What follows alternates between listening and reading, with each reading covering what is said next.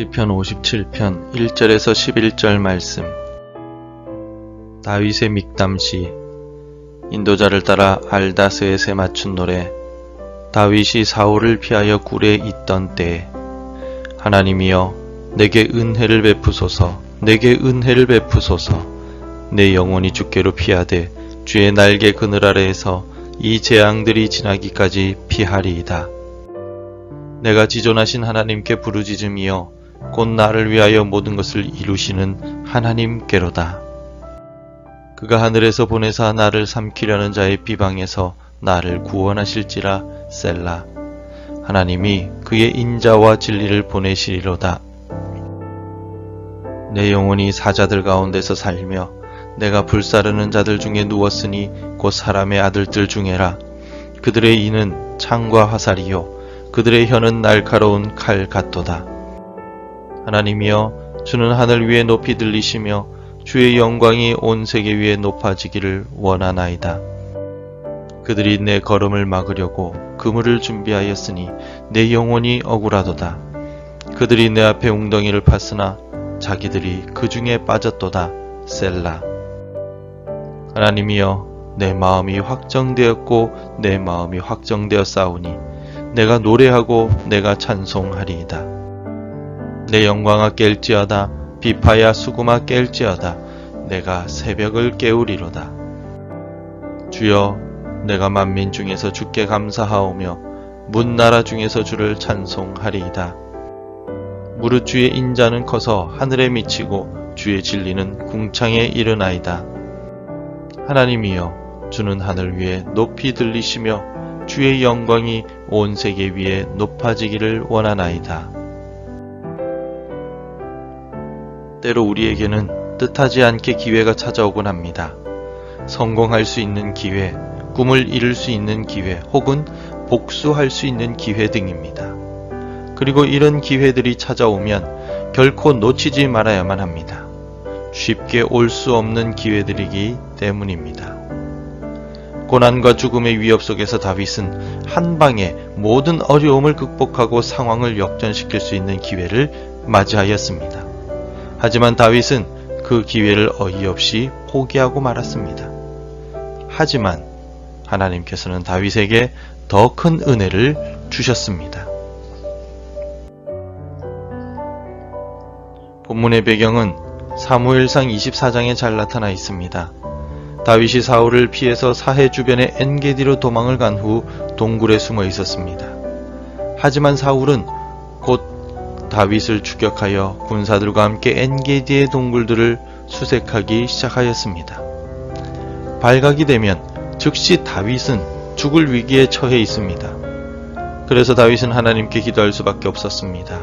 2절 말씀에서 내가 지존하신 하나님께 부르짖음이여 곧 나를 위하여 모든 것을 이루시는 하나님께로다. 위기의 순간에 우리가 선택할 수 있는 여러 방법들이 있습니다. 하지만 다윗은 그 어떤 방법보다도 하나님께 기도하는 방법을 택하였습니다. 왜냐하면 하나님만이 모든 것을 이루시는 분이시기 때문입니다. 우리의 기도를 들으시고 우리를 위기에서 건져주시는 하나님만을 신뢰하고 하나님께 기도합시다. 다윗의 간절한 기도를 들으신 하나님께서는 능력의 손으로 다윗을 구원해 주십니다. 엔게디는 석회암 동굴이 무수히 많은데 그 동굴들 중에 하나에 다윗이 숨어 있었습니다. 그런데 하필 다윗이 숨은 그 동굴에 사울 왕이 홀로 무방비 상태로 들어오게 됩니다. 다윗을 추적하러 온 사울 왕이 하필 뒤를 보게 되고 하필이면 다윗이 숨어 있던 동굴 속에 들어오게 되었다는 것입니다. 우연의 일치인 것처럼 보이지만 결국 하나님의 손이 이 모든 과정을 이끌어 오셨음을 우리는 알 수 있습니다.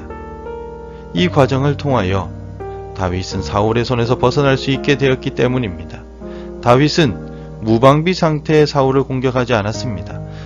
다윗의 부하들은 하나님께서 사울을 다윗의 손에 넘기셨다라고 말합니다. 하지만 다윗은 그 순간에도 하나님께서 기름 부어 세우신 사울을 죽이지 않았습니다. 사무엘상 24장 7절에 다윗이 이 말로 자기 사람들을 금하여 사울을 해하지 못하게 하니라. 사울이 일어나 굴에서 나가 자기 길을 가니라. 해하지 못하게 하였다라는 말은 시편 57편의 표제어인 알다스엣의 같은 의미를 가지고 있습니다. 그 의미는 그를 멸하지 말라라는 말입니다. 복수는 하나님의 손에 달려있기 때문입니다. 이후 다윗은 계속 도망자의 신세였지만 사울은 길보아 산에서의 블레셋과 전투의 중에서 전사하고 맙니다. 하나님께서 세우신 왕을 자신의 손으로 복수하지 않았습니다. 그리고 모든 일을 하나님께서 갚아주셨습니다. 이런 경험들을 통하여 다윗은 자신의 마음을 다시 한 번 더 확실하게 결정합니다. 7절에서 하나님이여 내 마음이 확정되었고 내 마음이 확정되었사오니 내가 노래하고 내가 찬송하리이다. 확정하다 라는 말은 히브리어로 쿤이라고 하는데 이 단어의 원래 뜻은 단단히 세운다 라는 뜻입니다. 건물의 기둥을 튼튼히 세우고 벽을 단단히 세워야 건물이 무너지지 않습니다.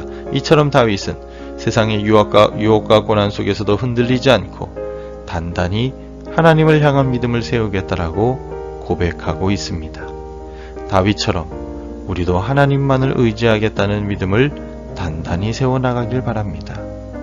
하나님을 향한 우리의 마음을 확정할 수 있기를 바랍니다.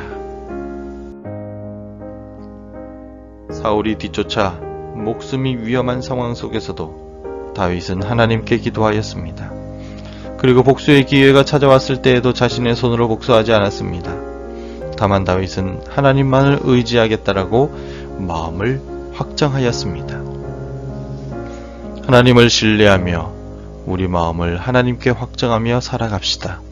문제와 어려움 속에서도 하나님께 우리 마음을 확정하는 것이 가장 확실한 문제 해결의 방법입니다.